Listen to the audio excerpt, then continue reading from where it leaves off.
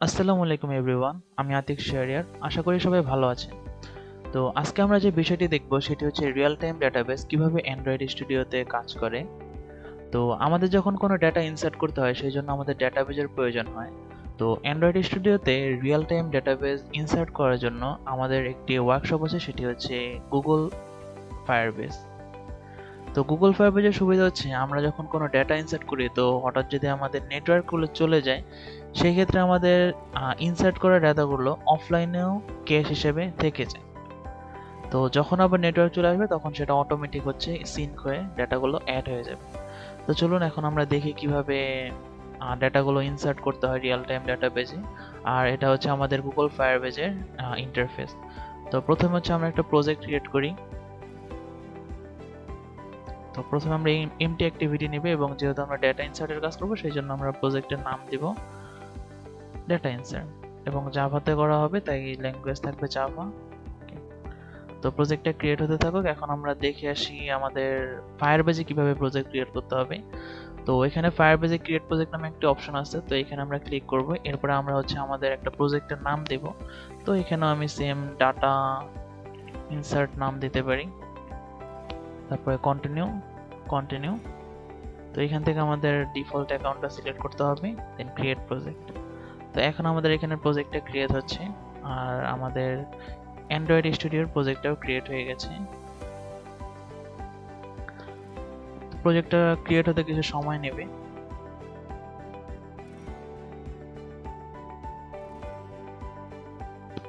ওকে, আমাদের প্রজেক্টটা ক্রিয়েট হয়ে গেছে। এখন আমরা কন্টিনিউতে ক্লিক করব।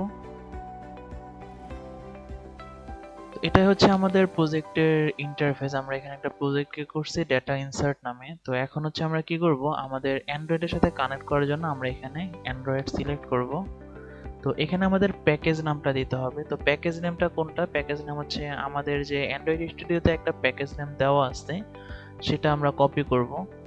এটা হচ্ছে আমাদের মেইন অ্যাক্টিভিটিতে পাওয়া যাবে প্যাকেজ নেম। কপি করব, দেন এখানে এসে হচ্ছে আমরা পেস্ট করে দেব। এরপর আমরা এখানে চাইলে একটা নিকনেম দিতে পারি। তো এখানে আমরা একটা নিকনেম দিলাম ডেটা ইনসার্ট, দেন রেজিস্টার অ্যাপ।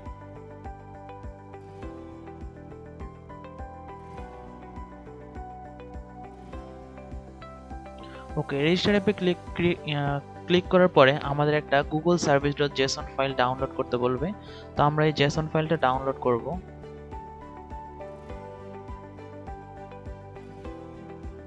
আমাদের ডাউনলোড হয়ে গেছে এবং এই ফাইলটা আমরা কপি করে নেব। তো অবশ্যই খেয়াল রাখতে হবে এখানে যেভাবে ডাউনলোড হবে গুগল সার্ভিস ডট জেসন আমাদের সেই নামেই থাকতে হবে, আর এখানে রিনেম করা যাবে না। তো আমরা ফাইলটা কপি করে নিয়েছি। এবার আমাদের ফাইলটা হচ্ছে আমাদের প্রজেক্টে অ্যাড করতে হবে। তো প্রজেক্টে অ্যাড করার জন্য আমরা এখান থেকে প্রথমে প্রজেক্ট সিলেক্ট করব। তারপরে হচ্ছে আমাদের যে ডেটা ইনসার্ট প্রজেক্ট আছে সেখান থেকে আমরা অ্যাপে যাব এবং অ্যাপে ক্লিক করার মাধ্যমে আমরা এখানে পেস্ট করে দেব। ওকে, তো আমাদের এখানে জেসন ফাইলটা অ্যাড হয়ে গেছে। তো এরপরে আমাদের কি করতে হবে, আমাদের নেক্সটে যেতে হবে এবং এখানে আমাদের কিছু ইনস্ট্রাকশন দেওয়া আছে এবং সেই হিসাবে আমাদের এই ফাংশনগুলো হচ্ছে আমাদের অ্যান্ড্রয়েড অ্যাপের মধ্যে অ্যাড করতে হবে। তো প্রথমে হচ্ছে আমাদের বিল স্ক্রিপ্ট যেটা আছে এই বিল স্ক্রিপ্টটা আমি কপি করে নেব। এরপর আমাদের অ্যান্ড্রয়েড স্টুডিওতে আবার আমরা অ্যান্ড্রয়েডে ফিরে যাব এবং আমাদের যে গ্রিডল স্ক্রিপ্টটা আছে প্রথম গ্রিডল স্ক্রিপ্টের বিল গ্রিডেলে আমাদের প্লাগইনের উপরে বা যে কোনো জায়গায় আমরা এটা ইনসার্ট করতে পারি এবং আমরা এখান থেকে এই অংশটুকু কেটে দিব। চাইলে আপনারা কমেন্টও কেটে দিতে পারেন। এরপর আমরা সিঙ্ক করে নেব। তো এখানে সিঙ্ক হতে থাকুক। এরপরে আমরা কি করব, আমাদের এখানে জাভাটা সিলেক্ট করে নেব আর এখানে দুটো ডিপেন্ডেন্সি আমাদের কপি করতে হবে, যেমন এখানে ইমপ্লিমেন্টেশন প্ল্যাটফর্ম। তো আমরা এখানে ক্লিক করার মাধ্যমে কপি করতে পারি। তারপরে হচ্ছে আমাদের এখানে বিল গ্রেডেলে এখানে আমাদের ডিপেন্ডেন্সির মধ্যে এসে পেস্ট করে দিতে হবে। ঠিক সেম ভাবে আমাদের এখানে আরেকটা ফাইল আছে, তো এটা আমরা কপি করে নেব এবং এখানে এসে পেস্ট করে দিব। আর আমাদের এখানে একটা প্লাগইন অ্যাড করা লাগবে। সেই প্লাগইনটা হচ্ছে এখানে দেওয়া আছে প্লাগইনটা যে আইডি com.google.gsm গুগল সার্ভিস, যেটা হচ্ছে মূলত গুগল সার্ভিস গ্রেডেল প্লাগইনটা অ্যাড করা হয়। তো এখান থেকে আমি কপি করে নেব এবং আমাদের প্লাগইনের মধ্যে এসে পেস্ট করে দেব, দেন একইভাবে সিন করে নিতে হবে। তো আমাদের সিন করার কাজ শেষ। এই টোটাল কাজটা আমরা ম্যানুয়ালি করলাম, আমরা চাইলে এখান থেকে অটোমেটিক্যালিও করতে পারি। সেক্ষেত্রে আমাদের টুলস থেকে ফায়ারবেস, এবং ফায়ারবেসে এখানে আমাদের অপশন আছে রিয়েল টাইম ডাটাবেস, দেন হচ্ছে get started with real time database. এখানে আমরা যেহেতু ম্যানুয়ালি কানেক্ট করছি তাই আমাদের দেখাচ্ছে কানেক্টেড, তো আমরা এখান থেকেও কানেক্ট করতে পারবো চাইলে। তারপর হচ্ছে আমরা at the real time database SDK to your app, এটা ক্লিক করবো এবং অ্যাকসেপ্ট চ্যালেঞ্জ। তো আমাদের মোটামুটি ফায়ারবেজের কানেকশন করা শেষ। তো এখন হচ্ছে আমরা আমাদের একটা ইনসার্ট করার জন্য আমরা এখানে একটা লেআউট তৈরি করতে পারি, তবে তার আগে হচ্ছে আমাদের এটা শেষ করতে হবে। Next, continue to console. তো এখন আমরা কনসোলে চলে আসছি। তো এখন আমাদের বিল্ডে যেতে হবে, বিল্ড থেকে হচ্ছে আমাদের রিয়েল টাইম ডাটাবেস ক্রিয়েট করতে হবে।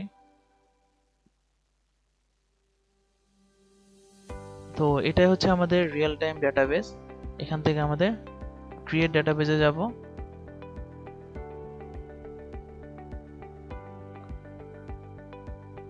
নেক্সট, এখান থেকে আমরা স্টার্ট টেস্ট মোড।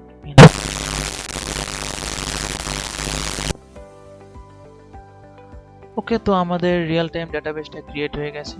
তো এটাই হচ্ছে আমাদের রিয়েল টাইম ডাটাবেস। তো এই ডাটাবেসটা মূলত কাজ করে হচ্ছে আমাদের প্যারেন্ট রুট এবং হচ্ছে তার চাইল্ড রুটের মতো। যেমন এটা হচ্ছে আমাদের এই ডাটাবেসের জন্য প্যারেন্ট রুট, এবং ভ্যালুগুলো থাকে হচ্ছে কি অ্যান্ড ভ্যালু আকারে।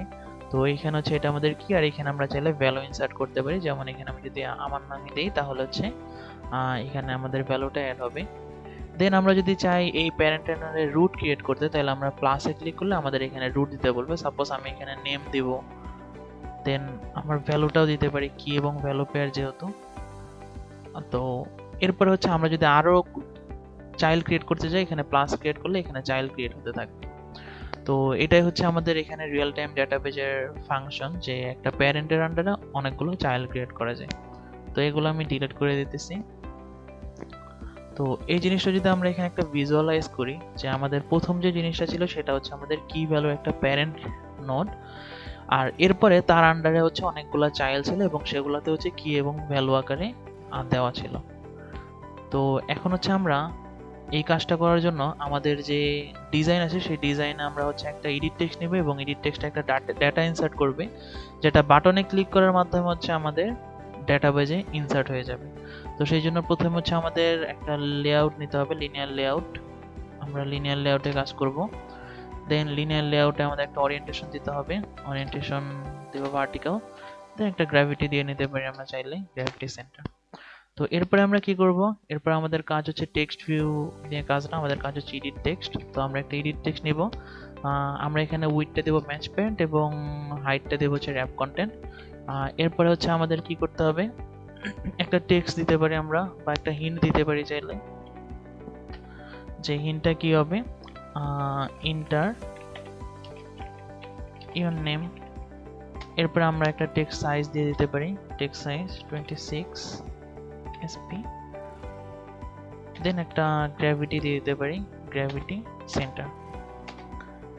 ওকে, তো অবশ্যই আমাদের এখানে আইডি দিতে হবে, কারণ আমরা নেমটাকে আইডির মাধ্যমে হচ্ছে ফাইন্ড করব। তো আমরা এখানে আইডি দিয়ে দেব, আইডিটা দিলাম হচ্ছে এডিট টেক্সট 1 আইডি। তো আমরা এখানে একটা বাটনও ক্রিয়েট করতে হবে, আমরা বাটনটাও ক্রিয়েট করে নিই। আর র্যাপ কন্টেন্ট, আমি র্যাপ কন্টেন্টে রাখবো। দেন একটা টেক্সট দিতে হবে আমাদের বাটনে, টেক্সটটা থাকবে হচ্ছে ইনসার্ট। দেন আমাদের এখানে একটা টেক্সট সাইজ দিয়ে দিতে পারি।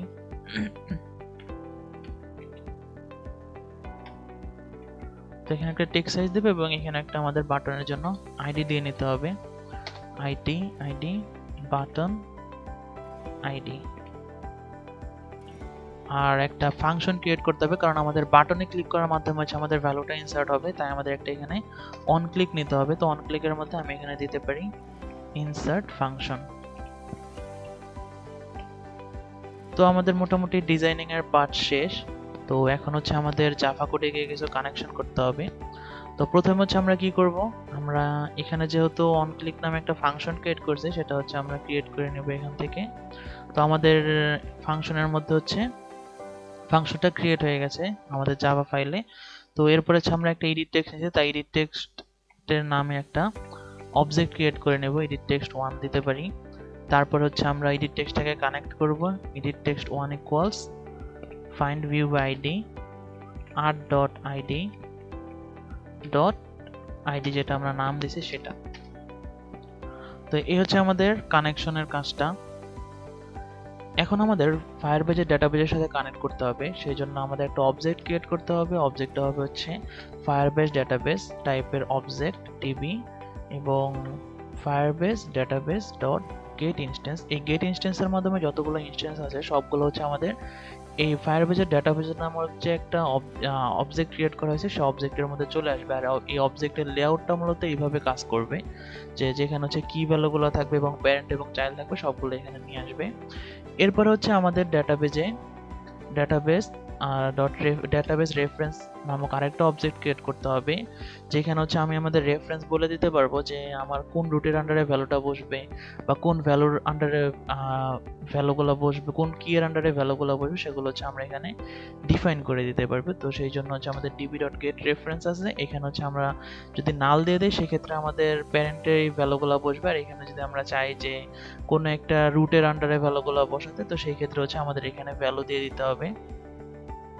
দেন আমাদের ভ্যালুটাকে সেট করতে হবে, সেই জন্য হচ্ছে আমাদের সেট ভ্যালু একটা ফাংশন আছে, তবে অবশ্যই হচ্ছে আমাদের ভ্যালুটাকে গেট করতে হবে। তো আমি গেট আর সেট দুইটা একসাথেই করতেছি, সেই জন্য আমি এর ভিতরেই দিয়ে দিব হচ্ছে edit text dot gate text dot two string. তাহলে আমাদের ভ্যালুটাকে হচ্ছে সেট ভ্যালুর মধ্যে সেট হয়ে যাবে যে টেক্সটটা গেট করা হবে, এবং পরবর্তীতে আমরা হচ্ছে যে এডিট টেক্সটটা আছে সেটাকে আমি ফাঁকা করে দিব, যেন হচ্ছে বাটনে ক্লিক করার পরে ভ্যালুগুলো ইনসার্ট হয় এবং আবার এডিট টেক্সটের যে অপশনটা ছিল সেটা হচ্ছে আবার নাল হয়ে যায়। দেন যদি ডেটা সঠিকভাবে ইনসার্ট হয় সেক্ষেত্রে হচ্ছে আমি একটা টোস্ট দিতে পারি, যে এই টোস্টে আমার কি দেখাবে যে ডেটা ইনসার্টেড। তো এখানে আমি একটা মেসেজ দিতে পারি ডেটা ইনসার্টেড। ওকে, তো এখন আমাদের ডেটাগুলো ইনসার্ট হলে আমরা হচ্ছে একটা টোস্ট ফাংশন দেখতে পারবো। তো এখন আমি আমার অ্যাক্টিভিটিটা রান করি, আর এই পাশে হচ্ছে আমাদের ডেটাবেসটাকে রাখি, দেখি কি চেঞ্জটা হচ্ছে আমাদের এখানে।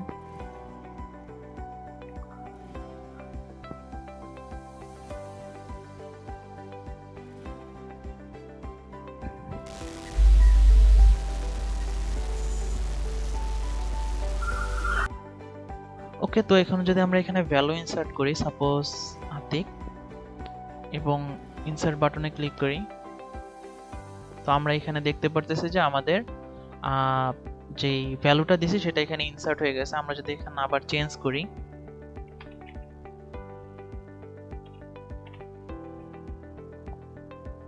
তো এখানে আমাদের টোস্ট ফাংশনটাও দেখাচ্ছে এবং হচ্ছে আমাদের ভ্যালুটাও ইনসার্ট হয়ে যাচ্ছে। তো আমরা যদি আরেকটা চেক করি, তো আমাদের প্রোগ্রামটা সঠিকভাবে কাজ করতেছে এবং আমাদের যে প্যারেন্ট নোডটা আছে সেখানে হচ্ছে আমাদের ভ্যালুটা ইনসার্ট করতেছে, কারণ আমরা বলে দেই নাই যে আমাদের কোনো চাইল্ড ক্রিয়েট হবে কিনা। তো আমরা যদি এখন কোনো চাইল্ডে জিনিসটা রাখতে চাই তবে সেটা কিভাবে করব সেটা দেখে আসি।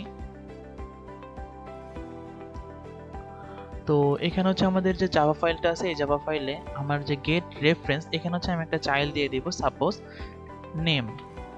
তো এখন কি হবে, আমাদের প্যারেন্টের আন্ডারে এসে একটা নেম একটা চাইল্ড ক্রিয়েট হবে এবং সেই চাইল্ড হচ্ছে আমাদের ভ্যালুগুলো ইনসার্ট হবে। তো আমি প্রজেক্টটা রান দিই।